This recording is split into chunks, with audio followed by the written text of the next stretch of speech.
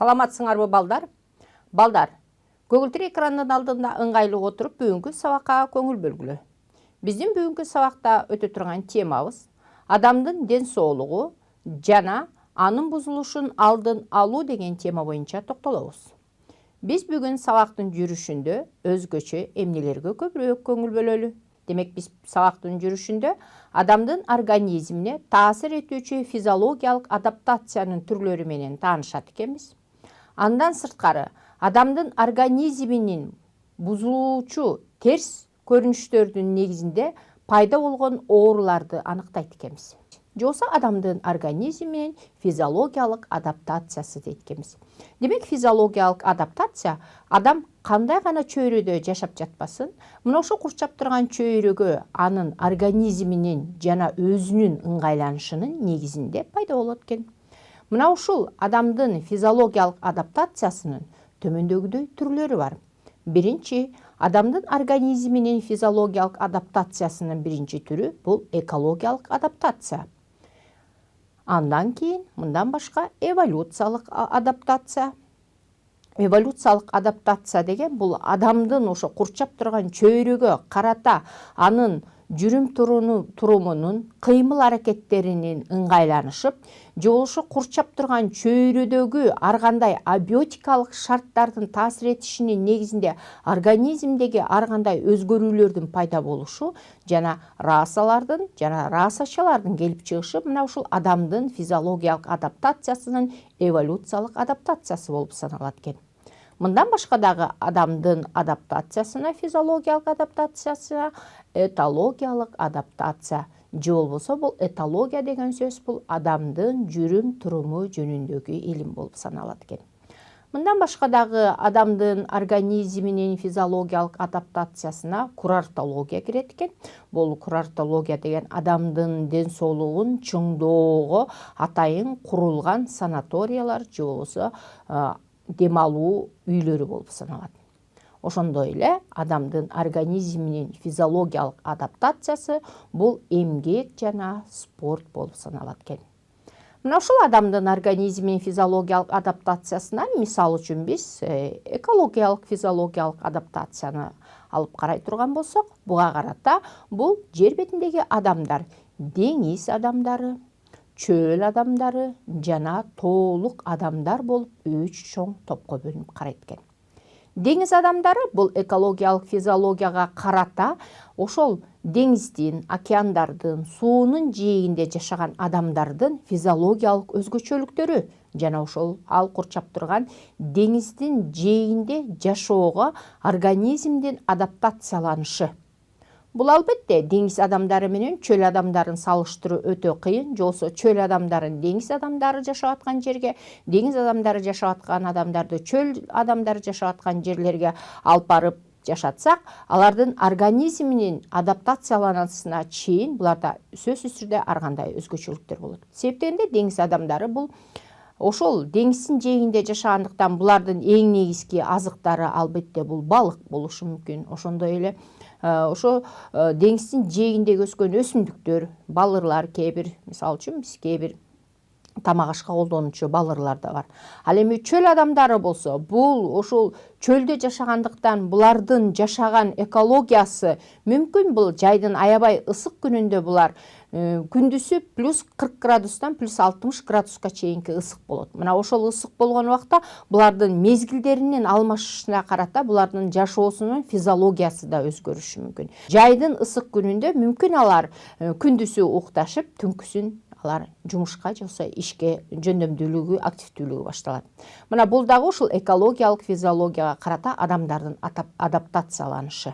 Ал эми тоолук адамдар болсо, бул тоолук адамдардын физиологиялык өзгөчөлүктөрү курчап турган чөйрөгө карата аларда тоодогу аба басымынын абдан жогорулугу жана алардын кабыл алган азыктары, мына булардын баардыгы тең сөзсүз түрдө адаптациянын негизинде адамдын организминдеги өзгөчөлүктөр келип чыгат экен. Деги эле ушул адамдын организминдеги ушул өзүлөрүнө терс таасир этүүчү ар кандай факторлор бар. Мына ушул терс таасир этүүчү жаратылыштын факторлору бул ресурстардын жакырланышы. Ресурстардын жакырланышы деген бул адамдын өзүнүн ден соолугуна терс таасир этүүчү факторлорду адамдар өзлөрү пайда кылышат. Мисалы үчүн курчап турган чөйрөдөгү тоодогу өскөн карагайларды же болбосо токойлорду кыйып өсүмдүктөрдүн санын азайтуу, ошондой эле өсүмдүктөрдү өсүп турган жерлерин кургатып аларга ар кандай курулуштарды куруу бул дагы ресурстардын жакырланышына алып келе баштайт экен. Мындан башка дагы токойлордун кыйылышы же болбосо ошол тоодогу карагайлардын кыйылышы бул адамдын өзүнүн жашап аткан чөйрөсүнө терс таасир этүүчү селди пайда кылышы мүмкүн экен, жер көчкүсү жүрүшү мүмкүн экен, ташкындар пайда болушу мүмкүн экен. Себеп дегенде биз баардыгыбыз тең жакшы билебиз, 6-класстын ботаника курсунда токтолгонбуз. Бул карагайлардын, дарактардын түптөрү жердин кыртышын, деги эле өсүмдүктүн тамырлары жердин кыртышын кармап турат. Ошондой эле топурактын үстүнкү катмарын суунун жууп кетишинен, селдин жүрүшүнөн кармап туруучу мына ошол карагайлардын жана токойлордун тамырлары болуп саналат. Терс таасир этүүчү дагы бир факторлор булар океандарга таштандылар нефти калдыктарынын коюлушу. Мына ушул океандарга таштандылар жана нефти калдыктары ошондой эле бир эле океандарга эмес, деңиздерге, сууларга, агын сууларга, дарыяларга мына ушул таштандылардын жана кир суулардын коюлушу бул адамдын бүгүнкү күндөгү эң коркунучтуу рак ооруларынын пайда болушуна жол ачып, жана жугуштуу оорулардын көбөйүшүнө абдан терс таасирлеринин негизинде мына ушул адамдардын организмине, ден соолукка терс таасир этүүчү белгилер пайда боло башташкан экен. Деги эле адамдын организмдеги ушул терс көрүнүштөрдүн эң эле коркунучтуусу бүгүнкү күндө албетте бул тамеки чегүү болуп саналат. Мына биз баардыгыбыз тең бүгүнкү күнгө чейин да токтолуп келгенбиз. Бул бир эле тамекинин курамында 100дөн ашык терс зыян алып келүүчү химиялык заттар бар. Мына ошол терс химиялык заттар, 100дөн ашык химиялык заттар адамдын организмдеги ички органдарды гана бузбастан, алар сырткы курчап турган терини же болбосо жаап турган теринин тешиктери жабылат. Ошондой эле организмдердин иштөө функциялары бузула баштайт экен. Мындан башка дагы адамдарга терс таасир этүүчү эң коркунучтуу көрүнүш бул бүгүнкү күндөгү спирт ичимдиктеринин абдан көбөйүшү жана алардын сапаттуулугунун адамдын организмине терс таасир этүүчү көптөгөн химиялык уулуу заттардын курамында болушу. Мына бул адамдын ден соолугунун бузулушуна терс таасир берүүчү көрүнүштөрдүн эң бири болуп саналат. Мындан башка дагы адамдардын ден соолугуна терс таасир этүүчү көрүнүш бул гиподинамия болуп эсептелет. Гиподинамия дегенде биз бүгүнкү күнгө чейин дагы таанышып келгенбиз. Бул аз кыймылдуулуктан пайда болгон оору, бул гиподинамия деп аталат. Мына ушул гиподинамиянын пайда болушу бүгүнкү күндө адамдардын организмдеги абдан көптөгөн оорулардын келип чыгышына пайда кылаттыр. Эң биринчи эле бул албетте адамдын семирүүсү. Мейли кичинекей бала болсун, мейли чоң адам болсун, аз кыймылдуулуктан силер көрүп тургандай бул адамдардын өзүнүн салмагынан ашык салмактын пайда болушу аз кыймылдуулуктун негизинде экен. Башкача айтканда бул бүгүнкү күндөгү жумушсуздуктун келип чыгышы. Ар кандай көзөмөлдөөлөрдүн жоктугунанбы бүгүнкү күндө ушул гиподинамия оорусунун негизинде мисалы үчүн семирүү эле эмес, ошондой эле жүрөк оорусу менен ооруган адамдар, ошондой эле кан басымы жогору адамдардын көбөйүшү дагы мына ушул гиподинамиянын пайда болушунун негизинде башталып аткан экен. Жарык дүйнөгө келген адамдардын гана ден соолуктарына ушул терс көрүнүштөр таасир этпестен, эненин ичинде өсүп жаткан түйүлдүккө дагы ушул биз айтып кеткен тамеки, спирт ичимдиктери, аз кыймылдуулук түйүлдүктүн өсүшүнө дагы терс таасир берип, анын мээсин же болбосо ошо мээсинин өсүп өнүгүшүн, организмдин толук жетилишине дагы терс таасир берет. Мына азыр силер көрүп тургандай бул бир эле ичкен ошол спирт ичимдиги түз эле кан менен эненин курсагында жаткан балага киндиги аркылуу кан тамырлары менен барат дагы, ал баланын өсүп жаткан ымыркай түйүлдүк сыртка чыга элек баланын организмине терс таасир берип, анын ушул мээсинин өсүшүнө, жананын кабыл алуусунун начарлашына, ошондой эле жүрөк органдарынын түзүлүштөрүнүн жетилишине дагы мына ушул спирт ичимдиктеринин терс таасири бүгүнкү күндөгү ушул адамдын генофондунун бузулушуна алып келип жаткан экен. Мындан башка дагы бүгүнкү күндөгү эң коркунучтуу бул экологиялык бузулуулар.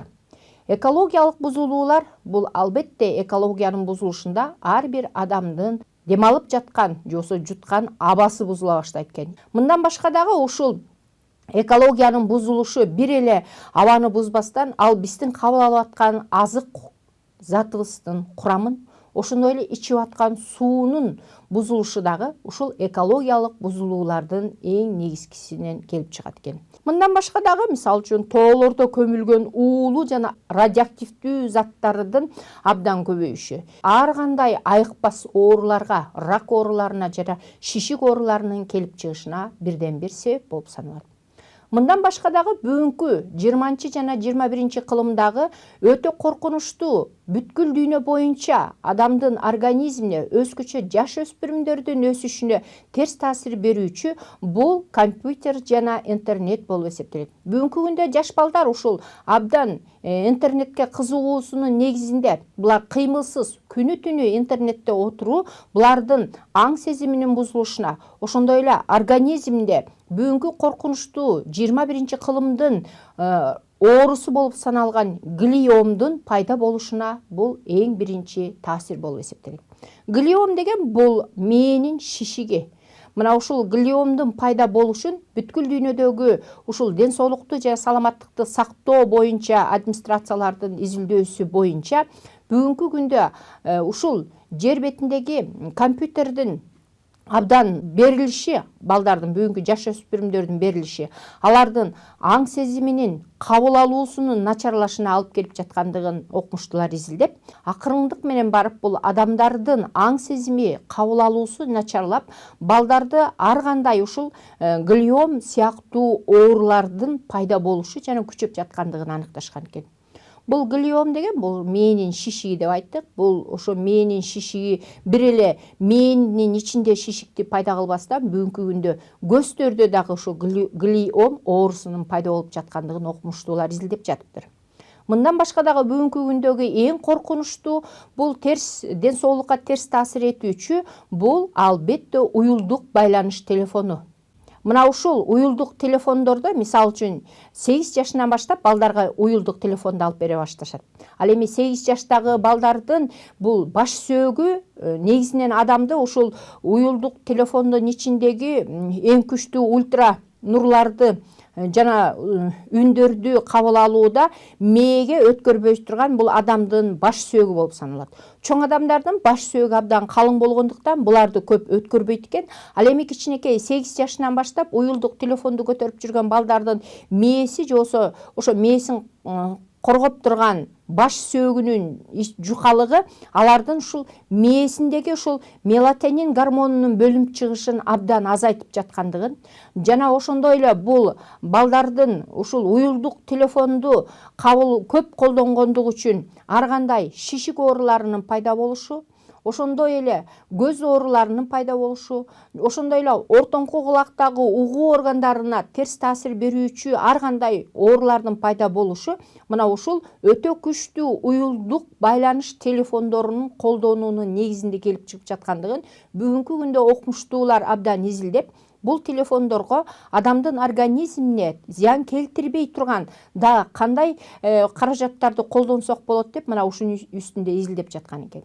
Мына ушул телефонду көбүрөөк колдонгон балдарда ушул мелатонин гормонунун азайышына алып келет экен. Ал эми мелатонин гормонун негизи адамда ден соолугу чың жөн адамдарда бул түнкүсүн уктап жаткан кезде эпифиз деген биз жакшы билебиз, гипоталамус, гипофиз, жарында кичинекей без бар, эпифиз деген без. Мына ошол эпифиз бези ушул мелатонин гормонун бөлүп чыгарат экен. Ал эми мелатонин гормону адам уктап жатканда бөлүнүп чыгат экен.